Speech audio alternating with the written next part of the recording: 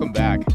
So a few weeks ago, back on episode 6, we had Text Reader read an email that my uncle, who's also our dentist, sent out to his patients talking about his out-of-reach retirement, and Morgan and I talked about our doubts on how we could possibly expect to age comfortably if this very successful man was struggling with it. But it turns out that we were way off base, friend. My uncle heard our episode and sent me a text, and it really blew my mind. And it totally changed how I thought about him and what he meant, what he joked about how he would only be able to retire upon death. And he said listening to us talk about it gave him some perspective. And I asked him if I could share his response with you guys. And so here it is. He said, "Why would I retire? Slow down, maybe. I'm like a man with a man cave. I have really cool tools, a clean shop, personal interactions. My favorite is a helpful person hands me the tools and returns the shop to pristine condition." My uncle really likes things clean. "It's the best hobby I've ever had. To be active, valued, and make some income is my idea of retirement.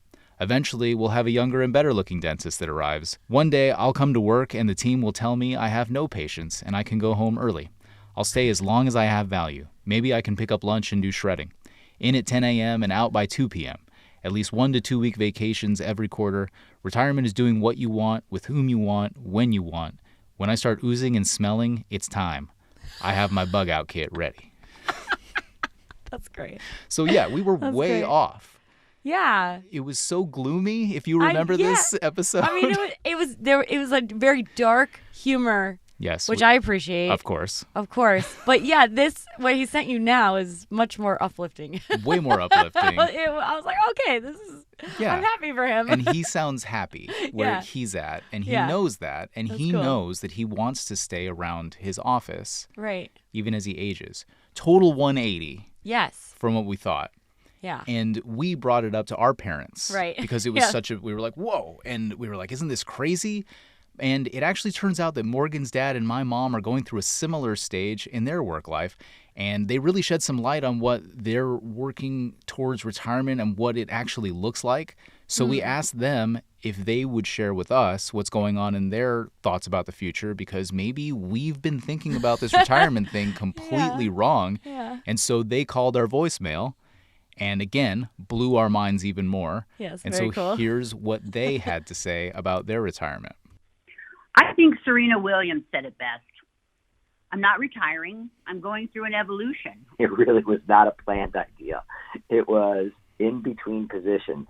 I got a call to interview for this job that I'm in right now. When negotiating, I felt it was just right to pull back to 30 hours rather than work full-time at 40. When I was younger, I thought of retirement as stopping, resting, just being old in your chair.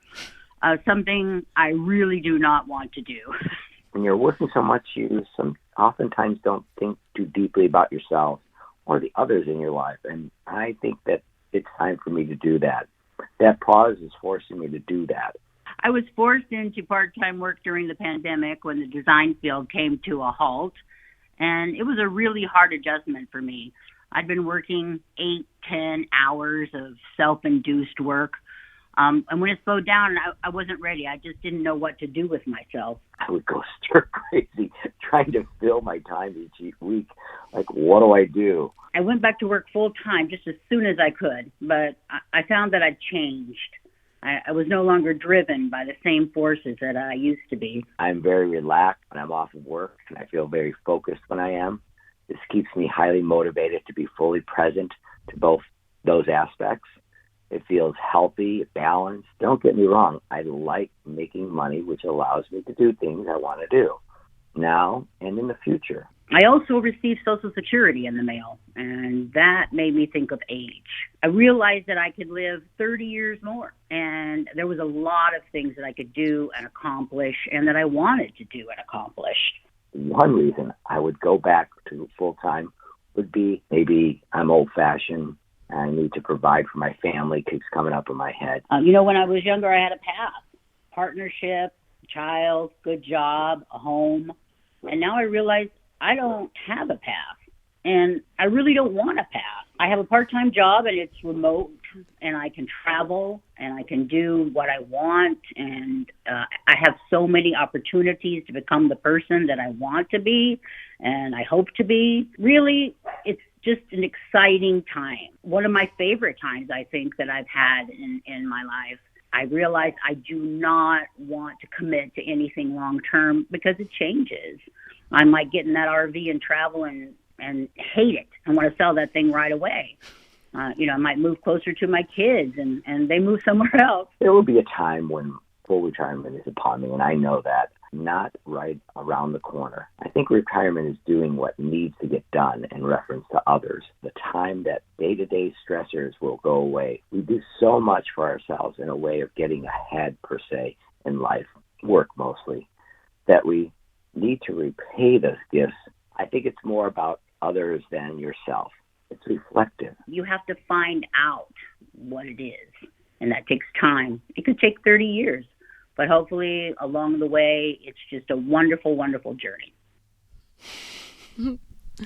That's cool. Yeah, we really want to thank my uncle and my mom and your dad so much for calling in and sharing with us, very personal experiences. Yeah, thank you so much for taking the time.